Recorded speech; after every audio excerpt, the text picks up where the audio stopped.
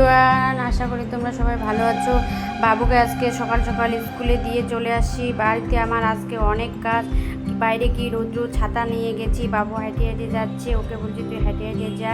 ওই জন্য ও হেঁটে হেঁটে আজকে যাচ্ছে, আর আমি ওকে কোলে নিয়ে আজকে তোমরা দেখতে পাচ্ছ পুরো রাস্তাটায় আজকে ও হাঁটিয়ে গেছে।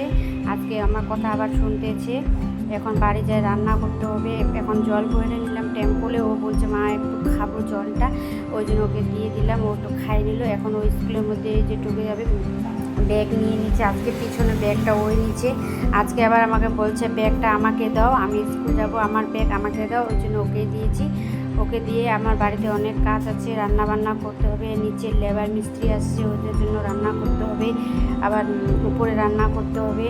ওদেরকে দিয়ে রান্না বান্না করে ওদেরকে খাওয়াই দিতে হবে। যে আমার ভাত আমি এখানে বসাই গেছিলাম, রাইস কুকারে ভাত হয়েছে।